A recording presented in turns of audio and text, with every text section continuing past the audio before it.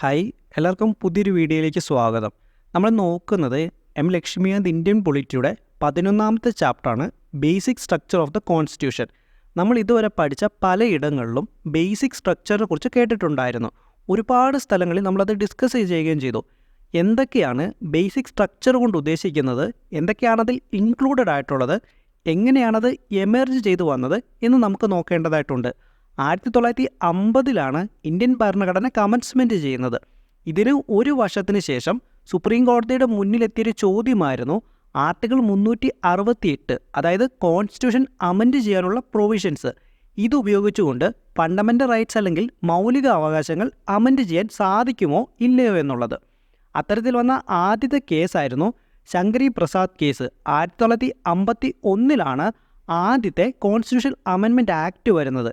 ഈ ഒരു act വരുന്നതിലൂടെ article 31A, 31B എന്നീ 2 ആർട്ടിക്കിൾ ഭരണഘടനയിൽ ഇൻസേർട്ട് ചെയ്യുകയുണ്ടായി. അങ്ങനെ ഈ ഒരു അമെൻമെൻറ്റിലൂടെ റൈറ്റ് ടു പ്രോപ്പർട്ടിയെ കർട്ടൈൽ ചെയ്യുകയും ചെയ്തു. ഇതിനെ ചോദ്യം ചെയ്തുകൊണ്ട് നടന്ന കേസായിരുന്നു 1951 ശങ്കരി പ്രസാദ് കേസ്. എന്നാൽ ഇതിൽ സുപ്രീം കോടതി വിധി വന്നത് ആർട്ടിക്കിൾ 368 പാർലമെൻറ്റിന് നൽകുന്ന അമെൻഡിങ് പവർ വളരെ ബ്രോഡാണെന്നും അതുപയോഗിച്ചുകൊണ്ട് ഫണ്ടമെൻ്റൽ റൈറ്റ്സും കൂടാതെ ഭരണഘടനയിലെ ഏതൊരു പ്രൊവിഷനും അമെൻഡ് ചെയ്യാൻ സാധിക്കുമെന്നും സുപ്രീം കോടതി പറഞ്ഞു. നമ്മൾ ഫണ്ടമെൻ്റൽ റൈറ്റ്സ് പഠിച്ച സമയത്ത് ആർട്ടിക്കിൾ 13 പഠിച്ചിട്ടുണ്ടായിരുന്നു. ആർട്ടിക്കിൾ 13 എന്ന് പറയുന്നത് ലോ എന്ന വേർഡിൻ്റെ ഡെഫിനിഷനാണ്. ഈ ഒരു കേസിൽ സുപ്രീം കോടതി പറഞ്ഞത് ആർട്ടിക്കിൾ 13 പറഞ്ഞിട്ടുള്ള ലോ എന്ന് പറയുന്നത് ഓർഡിനറി ലോസ് മാത്രമാണ്. ഒരിക്കലും അതിനകത്ത് കോൺസ്റ്റിറ്റ്യൂവൻ്റ് അമെൻമെൻറ്റ് ആക്ട് അല്ലെങ്കിൽ കോൺസ്റ്റിറ്റ്യൂവൻ്റ് ലോസ് ഒന്നും ഇൻക്ലൂഡഡ് ആയിരിക്കില്ല എന്നാണ്. അതുകൊണ്ട് ഫണ്ടമെൻ്റൽ റൈറ്റ്സുമായിട്ട് ബന്ധപ്പെട്ട കാര്യങ്ങളെ ടേക്ക് അവേ ചെയ്യുകയോ അല്ലെങ്കിൽ അതിനെ അബ്രിഡ്ജ് ചെയ്യുകയോ ചെയ്യുമ്പോൾ അതൊരു കോൺസ്റ്റിറ്റ്യൂഷണൽ അമെൻമെൻറ്റ് ആക്ട് വഴിയാണെങ്കിൽ ആർട്ടിക്കിൾ 13 കീഴിൽ ഒരിക്കലും ഒരു ലോ വോയിഡ് ആകുകയില്ല അല്ലെങ്കിൽ അസാധുവാകുകയില്ല. പാർലമെൻറ്റിന് തീർച്ചയായിട്ടും അത് അമെൻഡ് ചെയ്യാൻ സാധിക്കുമെന്നതായിരുന്നു. പിന്നീട് പാർലമെൻറ്റിൻ്റെ കോൺസ്റ്റിറ്റ്യൂഷണൽ അമെൻമെൻറ്റിൻ്റെ പവേഴ്സിനെ ക്വസ്റ്റ്യൻ ചെയ്തുകൊണ്ട് അല്ലെങ്കിൽ ചലഞ്ച് ചെയ്തുകൊണ്ട് വന്ന കേസായിരുന്നു സജ്ജൻ സിംഗ് കേസ്. എന്നാൽ ഈ ഒരു കേസിലും സുപ്രീം കോടതിയുടെ പഴയ വിധിയിൽ തന്നെ ഉറച്ചു നിന്നു. 1964 നിലവിൽ വന്ന 17ാം ഭരണഘടനാ ഭേദഗതിയുടെ കോൺസ്റ്റിറ്റ്യൂഷണൽ വാലിഡിറ്റിനെ ചലഞ്ച് ചെയ്തുകൊണ്ടായിരുന്നു ഈ ഒരു കേസ് വന്നത്. ഈ ഒരു 17ാം ഭരണഘടനാ ഭേദഗതിയിലായിരുന്നു 9th ഷെഡ്യൂളിലേക്ക് സർട്ടൻ സ്റ്റേറ്റ് ആക്റ്റുകളൊക്കെ ഇൻസേർട്ട് ചെയ്തിട്ടുണ്ടായിരുന്നത്. ഇതായിരുന്നു ഈ കേസിൽ ഡിസ്കസ് ചെയ്തത്. എന്നാൽ പിന്നീട് 1967 വന്ന ഗോലക്നാഥ് കേസിൽ സുപ്രീം കോടതി നേരത്തെ എടുത്തിരുന്ന സ്റ്റാൻഡിൽ മാറ്റം കൊണ്ടുവരികയുണ്ടായി. മുൻപ് പറഞ്ഞ 17ാം ഭരണഘടനാ ഭേദഗതിയെ ചലഞ്ച് ചെയ്തുകൊണ്ടായിരുന്നു ഗോലക്നാഥ് കേസ് വന്നിരുന്നത്. ഈ ഒരു കേസിലാണ് സുപ്രീം കോടതി പാർലമെൻറ്റിൻ്റെ അമെൻഡിങ് പവർ എന്ന് പറയുന്നത് അൺലിമിറ്റഡ് ആയിട്ടുള്ള പവറല്ല, ഒരു ലിമിറ്റഡ് പവർ ആണെന്നുള്ള വിധി പ്രഖ്യാപിക്കുന്നത്. സുപ്രീം കോടതി ഇതിന് മുൻപെടുത്തിരുന്ന സ്റ്റാൻഡിൽ നിന്നും വ്യത്യസ്തമായാണ് ഗോലക്നാഥ് കേസിൽ സുപ്രീം കോടതി പ്രഖ്യാപിക്കുന്നത്. ഫണ്ടമെൻ്റൽ റൈറ്റ്സിന് ഒരു ട്രാൻസിഡൻറ്റിലും ഇമ്മ്യൂട്ടബിളുമായിട്ടുള്ളൊരു സ്ഥാനമാണ് ഭരണഘടനയിലുള്ളത്. അതുകൊണ്ട് തന്നെ പാർലമെൻറ്റിന് ഒരിക്കലും ഈ റൈറ്റുകളെ ടേക്ക് അവേ ചെയ്യുവാനോ അബ്രിഡ്ജ് ചെയ്യുവാനോ സാധിക്കുകയില്ല.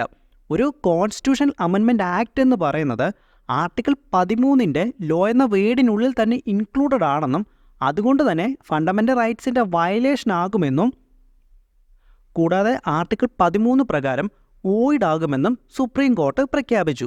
ഈ ഒരു വിധിക്കുള്ള റിയാക്ഷൻ എന്ന നിലയിലാണ് പിന്നീട് 24ാം കോൺസ്റ്റിറ്റ്യൂഷണൽ അമെൻമെൻറ്റ് ആക്ട് 1971 നിലവിൽ കൊണ്ടുവരുന്നത്. ഈ ഒരു ആക്ടിൽ ആർട്ടിക്കിൾ 13 ആർട്ടിക്കിൾ 368 അമെൻഡ് ചെയ്തുകൊണ്ടായിരുന്നു വന്നിരുന്നത്. ഈ ഒരു ആക്ടിലൂടെ ഏതൊരു ഫണ്ടമെൻ്റൽ റൈറ്റ്സിനെയും പാർലമെൻറ്റിന് ആർട്ടിക്കിൾ 368 ഉപയോഗിച്ചുകൊണ്ട് അബ്രിഡ്ജ് ചെയ്യാനും ടേക്ക് അവേ ചെയ്യാനും സാധിക്കുമെന്നും അതൊരിക്കലും ആർട്ടിക്കിൾ 13 കീഴിലുള്ള ലോ എന്ന വാക്കിന് കീഴിൽ വരില്ല എന്നും പാർലമെൻറ്റ് പ്രഖ്യാപിച്ചു. ഈ ഒരു അമെൻമെൻറ്റിലൂടെ ആർട്ടിക്കിൾ 13 ക്ലോസ് 3 എന്നൊരു പുതിയ പ്രൊവിഷനും ആഡ് ചെയ്തു. അങ്ങനെ ആർട്ടിക്കിൾ 13 ക്ലോസ് 3 എന്ന് പറയുന്നത് ആർട്ടിക്കിൾ 368 ഉപയോഗിച്ച് ഏതൊരു അമെൻമെൻറ്റ് സംഭവിച്ചാലും അതൊരിക്കലും ജുഡീഷ്യൽ റിവ്യൂവിന് സബ്ജക്റ്റഡ് ആകുകയില്ല എന്നതായിരുന്നു. പിന്നീട് 1973 ഇതേ 24ാം ഭരണഘടനാ ഭേദഗതിയുടെ കോൺസ്റ്റിറ്റ്യൂഷണൽ വാലിഡിറ്റിനെ ചലഞ്ച് ചെയ്തുകൊണ്ട് വന്ന കേസായിരുന്നു കേശവാനന്ദ ഭാരതി കേസ്. ഈ ഒരു കേസിൽ ഗോലക്നാഥ് കേസിലെ വിധിനെ ഓവർ റൂൾ ചെയ്തുകൊണ്ട് സുപ്രീം കോടതി പുതിയൊരു വിധി പ്രഖ്യാപിച്ചു. ഈ ഒരു കേസിലെ വിധി സുപ്രീം കോടതി പറഞ്ഞത് പാർലമെൻറ്റിന് അമെൻഡ് ചെയ്യുവാനായിട്ട് വളരെ വൈഡ് റേഞ്ച് ഓഫ് പവേഴ്സ് തന്നെയുണ്ട്. എന്നാൽ അത് ഒരിക്കലും അൺലിമിറ്റഡും അല്ല, ലിമിറ്റഡ് ആയിട്ടുള്ള പവേഴ്സ് മാത്രമാണ്.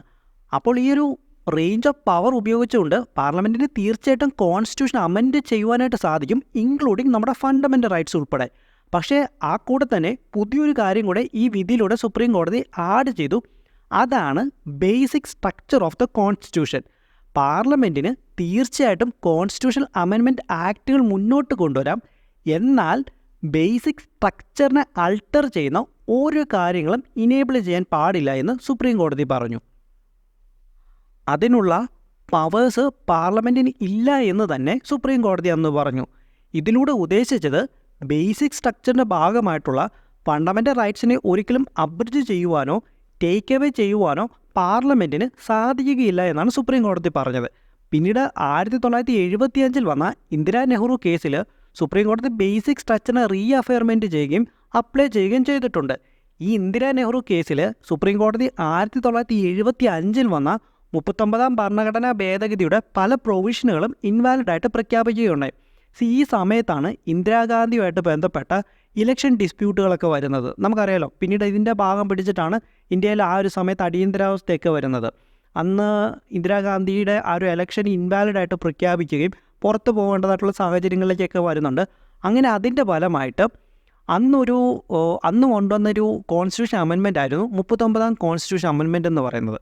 അതായത് ലോക്സഭാ സ്പീക്കർ, പ്രൈം മിനിസ്റ്റർ തുടങ്ങിയവരുമായിട്ട് ബന്ധപ്പെട്ട ഇലക്ഷൻ ഡിസ്പ്യൂട്ടുകളെല്ലാം കോടതിയുടെ ജൂറിസ്ഡിക്ഷന് പുറത്താണ് എന്നാണ് ഈ 39ാം ഭരണഘടനാ ഭേദഗതിയിലൂടെ പറഞ്ഞിട്ടുണ്ടായിരുന്നത്. അപ്പോൾ അതിലന്ന് സുപ്രീം കോടതി പറഞ്ഞത് ഈ ഒരു കാര്യം പാർലമെൻറ്റിൻ്റെ അമെൻഡിങ് പവേഴ്സിന് പുറത്താണെന്നാണ്. അതിന് കാരണം ഈ ഒരു ടോപ്പിക്ക് കോൺസ്റ്റിറ്റ്യൂഷൻ്റെ ബേസിക് സ്ട്രക്ചറിനെ ബാധിക്കുന്ന കാര്യമാണ്. അതുകൊണ്ട് തന്നെ ആർട്ടിക്കിൾ 368 ഉപയോഗിച്ചുകൊണ്ട് പാർലമെൻറ്റിന് ഇത് അമെൻഡ് ചെയ്യാൻ സാധിക്കില്ല എന്നതായിരുന്നു. ഈ ഒരു ജുഡീഷ്യൽ ഇന്നോവേഷനായിട്ടുള്ള ബേസിക് സ്ട്രക്ചറിനോട് പാർലമെൻറ്റിൻ്റെ അടുത്ത റിയാക്ഷനായിട്ട് വരുന്നത് 1976 42ാം ഭരണഘടനാ ഭേദഗതിയുടെ രൂപത്തിലായിരുന്നു. അങ്ങനെ 42ാം ഭരണഘടനാ ഭേദഗതി ഉപയോഗിച്ചുകൊണ്ട് പാർലമെൻറ്റ് വീണ്ടും ആർട്ടിക്കിൾ 368 അമെൻഡ് ചെയ്തു. ഈ ഒരു ഭേദഗതിയിൽ പാർലമെൻറ്റ് പ്രഖ്യാപിച്ചു പാർലമെൻറ്റിൻ്റെ കോൺസ്റ്റിറ്റ്യൂഷണൽ പവേഴ്സ് എന്ന് പറയുന്നത് അൺലിമിറ്റഡ് ആണെന്നും പാർലമെൻറ്റ് കൊണ്ടുവരുന്ന ഒരു അമെൻമെൻറ്റും ഒരു കോടതിയുടെ മുന്നിലും ചോദ്യം ചെയ്യപ്പെടാൻ പാടില്ല എന്നും ഈവൻ അത് മൗലിക അവകാശങ്ങൾ അല്ലെങ്കിൽ ഫണ്ടമെൻ്റൽ റൈറ്റ്സിൻ്റെ ലംഘനം ഉണ്ടായാൽ പോലും ചോദ്യം ചെയ്യാൻ പാടില്ല എന്നതായിരുന്നു ഈ ഒരു അമെൻമെൻറ്റിലൂടെ പാർലമെൻറ്റിൽ അവർ പറഞ്ഞിട്ടുണ്ടായിരുന്നത്. എന്നാൽ പിന്നീട് 1980 വന്ന മിനർവ മിൽ കേസിൽ ഈ ഒരു പ്രൊവിഷൻ അസാധുവായിട്ട് പ്രഖ്യാപിക്കുകയും ജുഡീഷ്യൽ റിവ്യൂ എന്ന് പറയുന്നത് തന്നെ ഭരണഘടനയുടെ ബേസിക് സ്ട്രക്ചറിൽ ഇൻക്ലൂഡഡ് ആയിട്ടുള്ള കാര്യമാണെന്നും ഇതിനെ വയലേറ്റ് ചെയ്യുന്ന കാര്യമാണ് പാർലമെൻറ്റ് പാസ്സാക്കിയിരിക്കുന്നതെന്നും അതുകൊണ്ട് തന്നെ ഇത് ഇൻവാലിഡ് ആണെന്നും കോടതി പ്രഖ്യാപിച്ചു. ഈ ഒരു ബേസിക് സ്ട്രക്ചർ ആർട്ടിക്കിൾ 368 അപ്ലൈ ചെയ്തുകൊണ്ട് സുപ്രീം കോടതി പറഞ്ഞ കാര്യമാണ് കോൺസ്റ്റിറ്റ്യൂഷന് മേലെ പാർലമെൻറ്റിനൊരു ലിമിറ്റഡ് ആയിട്ടുള്ള അമെൻഡിങ് പവേഴ്സ് നൽകിയിട്ടുണ്ട്. എന്നാൽ ഈ ഒരു പവർ ഒരിക്കലും ആബ്സല്യൂട്ട് ആയിട്ടുള്ള പവർ എന്ന രീതിയിൽ വലുതായി കൊണ്ടുപോകേണ്ട അധികാരം പാർലമെൻറ്റിനില്ല. അതുകൊണ്ട് തന്നെ കോൺസ്റ്റിറ്റ്യൂഷനിൽ പറഞ്ഞിട്ടുള്ള ലിമിറ്റേഷൻസ് അവർ പാലിച്ചേ മതിയാവുകയുള്ളൂ. സോ ഒരിക്കലും ആർട്ടിക്കിൾ 368 ഉപയോഗിച്ചുകൊണ്ട് പാർലമെൻറ്റിന് ബേസിക് ഫീച്ചേഴ്സിനെ റിപ്പീൽ ചെയ്യുവാനോ അബ്രഗേറ്റ് ചെയ്യുവാനോ അല്ലെങ്കിൽ ബേസിക് ഫീച്ചേഴ്സിനെ ഡെസ്ട്രോയ് ചെയ്യുവാനോ പാർലമെൻറ്റിന് സാധിക്കുകയില്ല. പാർലമെൻറ്റിനുള്ള ലിമിറ്റഡ് പവേഴ്സിനെ ഒരിക്കലും അൺലിമിറ്റഡ് പവറാക്കി മാറ്റുവാനും സാധിക്കുകയില്ല. പിന്നെ 1981 വന്ന വാമൻ റാവു കേസിൽ സുപ്രീം കോടതി ഈ ഒരു ബേസിക് സ്ട്രക്ചർ ഓഫ് ഡോക്ട്രിനുമായിട്ട് യോജിച്ചുകൊണ്ട് വീണ്ടും നിൽക്കുകയും ചെയ്തു. 1973 ഏപ്രിൽ 24 ശേഷം വരുന്ന അമെൻമെൻറ്റുകളിലെല്ലാം തന്നെ ഈ ഒരു ഡോക്ട്രിൻ അപ്ലൈ ചെയ്തുകൊണ്ടായിരിക്കണം എന്നുള്ളൊരു ക്ലാരിഫിക്കേഷനും അന്ന് സുപ്രീം കോടതി നൽകുകയുണ്ടായി. ഈ 1973 ഏപ്രിൽ 24 എന്ന് പറയുന്നത് കേശവാനന്ദ ഭാരതി കേസിൻ്റെ സുപ്രീം കോടതിയുടെ ജഡ്ജ്മെൻറ്റുകൾ വരുന്ന ഡേറ്റാണ്. ഈ ഒരു ഡേറ്റിന് ശേഷമുള്ള അമെൻമെൻറ്റുകളിലെല്ലാം ഡോക്ട്രിൻ ബേസിക് സ്ട്രക്ചർ അപ്ലൈ ചെയ്തുകൊണ്ടായിരിക്കണം എന്നുള്ളത് നിർബന്ധമാണ്. അപ്പോൾ നമ്മൾ ഇത്രയും നേരം പറഞ്ഞതിൽ കേശവാനന്ദ ഭാരതി കേസ് എന്താണെന്നുള്ളത് വളരെ ഇമ്പോർട്ടൻ്റ് ആയിട്ട് നമ്മൾ പഠിക്കേണ്ട ഒന്നാണ്. 1963 കേരള എന്ന സംസ്ഥാനത്ത് ഭൂപരിഷ്കരണ നിയമം പാസ്സാക്കുന്നത്. കേരള ലാൻഡ് റിഫോംസ് ആക്ട് പാസ്സായതിലൂടെ ഗവൺമെൻറ് കമ്പൽസറിയായി കൈയടക്കി വെച്ചിരുന്ന ലാൻഡുകൾ അക്വയർ ചെയ്യുകയും മറ്റുള്ളവരിലേക്ക് വീതിച്ചു കൊടുക്കുകയും ചെയ്തു.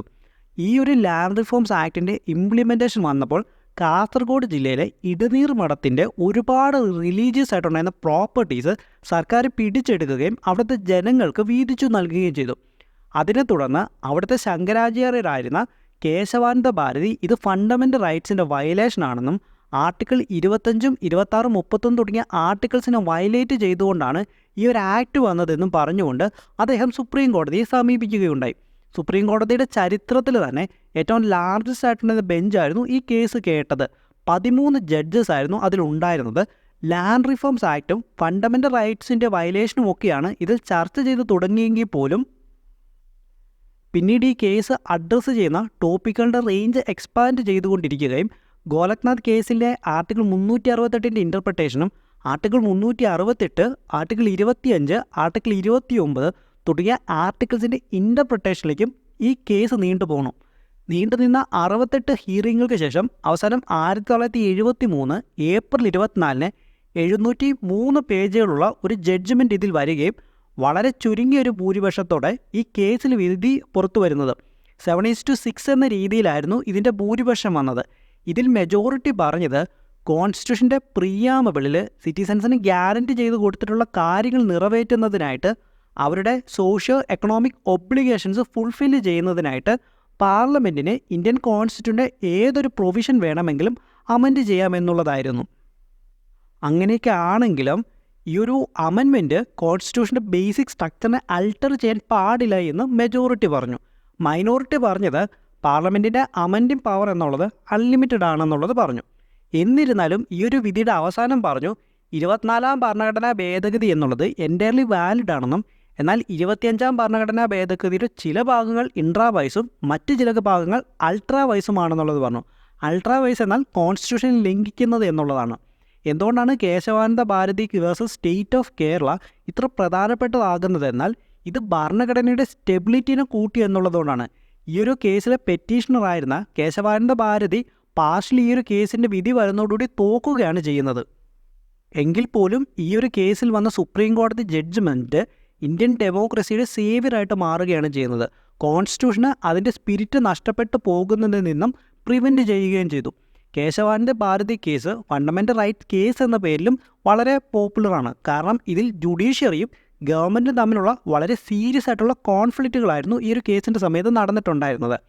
ഇനി ബേസിക് സ്ട്രക്ചറിൽ ഇൻക്ലൂഡഡ് ആയിട്ടുള്ള എലമെൻറ്റ്സ് എന്തൊക്കെയാണെന്ന് നമ്മൾ പരിശോധിക്കുകയാണെങ്കിൽ ഇത്രയും നേരം നമ്മൾ പഠിച്ചതിൽ നിന്നും ആർട്ടിക്കിൾ 368 പ്രകാരം പാർലമെൻറ്റിന് നൽകുന്ന അമെൻഡിങ് പവർ എന്ന് പറയുന്നത് ഒരിക്കലും ആബ്സല്യൂട്ട് അല്ല. കോൺസ്റ്റിറ്റ്യൂഷൻ്റെ ഏതൊരു ഭാഗം പാർലമെൻറ്റിന് അമെൻഡ് ചെയ്യാം, എന്നാൽ ഭരണഘടനയുടെ ബേസിക് സ്ട്രക്ചറിനെ അഫക്റ്റ് ചെയ്യുന്ന ഒന്നും അമെൻഡ് ചെയ്യാനായിട്ട് സാധിക്കുകയില്ല എന്നുള്ളതാണ്. ഇത്രയുമൊക്കെ ആണെങ്കിലും സുപ്രീം കോടതി ഒരിക്കലും ഈ basic structure of the constitution എന്നുള്ളതിൽ എന്തൊക്കെയാണ് കോൺസ്റ്റിറ്റ്യൂട്ട് ചെയ്തിട്ടുള്ളത് എന്നതിനൊരു ഡെഫിനിഷൻ അല്ലെങ്കിൽ ഒരു ക്ലാരിഫിക്കേഷൻ ഇതുവരെ കൊടുത്തിട്ടില്ല. പല സമയങ്ങളിലായിട്ട് വന്ന ജഡ്ജ്മെൻറ്റുകളിൽ നിന്നായിട്ട് basic features of the constitution അല്ലെങ്കിൽ elements of the constitution emerge ചെയ്ത് വന്നിട്ടുള്ള ഒന്നാണ്. അതിൽ ഒരുപാട് കാര്യങ്ങൾ എമേർജ് ചെയ്ത് വന്നിട്ടുണ്ട്. അവ എന്തൊക്കെയാണ് നമുക്ക് നോക്കാം. അതായത് നിലവിൽ ബേസിക് സ്ട്രക്ചർ ഓഫ് ദ കോൺസ്റ്റിറ്റ്യൂഷനായിട്ട് എമേർജ് ചെയ്ത് വന്നിട്ടുള്ള കാര്യങ്ങൾ എന്തൊക്കെയാണെന്ന് നോക്കാം. ഇത് ഓരോന്നും എമേർജ് ചെയ്ത് വരുന്നത് ഓരോരോ കേസുകളുടെ വിധിയുടെ രൂപത്തിലാണ്. അങ്ങനെ എമേർജ് ചെയ്ത് വന്ന ബേസിക് സ്ട്രക്ചറിൻ്റെ എലമെൻറ്റ്സ് എന്തൊക്കെയാണെന്ന് നോക്കുകയാണെങ്കിൽ ഒന്നാമതായിട്ട് സുപ്രീമസി ഓഫ് ദ കോൺസ്റ്റിറ്റ്യൂഷൻ, രണ്ടാമതായിട്ട് sovereign democratic and republican nature of the Indian polity, മൂന്നാമതായിട്ട് secular character of the constitution, നാലാമതായിട്ട് separation of power between legislature, executive and judiciary, അഞ്ചാമതായിട്ട് federal character of the constitution, ആറാമതായിട്ട് unity and integrity of the nation, ഏഴാമതായിട്ട് welfare of the state, എട്ടാമതായിട്ട് judicial review, ഒമ്പതാമതായിട്ട് freedom and dignity of the individual, പത്താമതായിട്ട് parliamentary system, പതിനൊന്നാമതായിട്ട് rule of law, പന്ത്രണ്ടാമതായിട്ട് harmony and balance between fundamental rights and directive principles, കൂടാതെ 13ാമതായിട്ട് principles of equality, 14ാമതായിട്ട് free and fair elections, 15ാമതായിട്ട് independence of the judiciary, 16ാമതായിട്ട് limited power of the parliament to amend constitution, 17ാമതായിട്ട് effective access to justice, 18ാമതായിട്ട് principles or essence underlying fundamental rights, 19ാമതായിട്ട് power of the supreme court under article 32, 136, 141 and 142. അടുത്തായിട്ട് അവസാനമായിട്ട് 20ാമത്തെന്ന് പറഞ്ഞാൽ power of high court under article 226 and 227. So അപ്പോൾ ഇത്രയും കാര്യങ്ങളാണ് നിലവിൽ ബേസിക് സ്ട്രക്ചറിനകത്ത് ഇൻക്ലൂഡഡ് ആയിട്ടുള്ളത്. ഓക്കെ, അപ്പോൾ അതോടുകൂടി ഈ ഒരു ടോപ്പിക്ക് നമ്മുടെ കംപ്ലീറ്റ് ആയി. അപ്പോൾ അതിനകത്ത് എനിക്കൊരു കാര്യം പറയാനുള്ളത്, നമ്മുടെ വളരെ ചെറിയൊരു ചാനലാണ്. നിങ്ങളുടെയൊക്കെ സപ്പോർട്ട് ഉണ്ടെങ്കിൽ മാത്രമേ നമുക്കിത് മുന്നോട്ട് കൊണ്ടുപോകാനായിട്ട് സാധിക്കുകയുള്ളൂ. അതുപോലെ തന്നെ ഇതിന് പുറകിൽ നമ്മൾ ഒത്തിരി ടൈമിൽ എഫോർട്ടും എടുക്കുന്നുണ്ട്. ഓക്കെ, അപ്പോൾ അതുകൊണ്ട് തന്നെ നിങ്ങളുടെയൊക്കെ സപ്പോർട്ട് ഉണ്ടായിരിക്കുമെന്ന് ഞാൻ വിശ്വസിക്കുന്നു. അപ്പോൾ അതുകൊണ്ട് തന്നെ ലൈക്ക് ചെയ്തും കമൻറ്റ് ചെയ്തും ഷെയർ ചെയ്തും ഒക്കെ ഒന്ന് സപ്പോർട്ട് ചെയ്യണം. ഓക്കെ, അതുപോലെ തന്നെ വീഡിയോയിൽ എന്തെങ്കിലുമൊക്കെ ഒരു പോരായ്മകൾ വരുന്നുണ്ടെങ്കിൽ തീർച്ചയായിട്ടും നിങ്ങളത് കമൻറ്റ് ചെയ്യും കേട്ടോ. എനിക്ക് നിങ്ങൾ എന്തെങ്കിലും പോരായ്മകളുണ്ട്, നിങ്ങൾ ക്രിട്ടിസൈസ് ചെയ്യുന്നതിനോട് ഞാൻ വളരെ പോസിറ്റീവായിട്ട് എടുക്കുന്ന ഒരാളാണ്. ഓക്കെ, കാരണം എന്തെങ്കിലുമൊക്കെ പോരായ്മകളുണ്ട് അത് തിരുത്തുന്ന സമയത്ത് തന്നെയാണ് തീർച്ചയായിട്ടും നമുക്കത് ബെറ്റർ ആക്കാനൊക്കെ ആയിട്ട് സാധിക്കുന്നത്. Okay, thank you. നമുക്ക് അടുത്തൊരു വീഡിയോയിൽ കാണാം.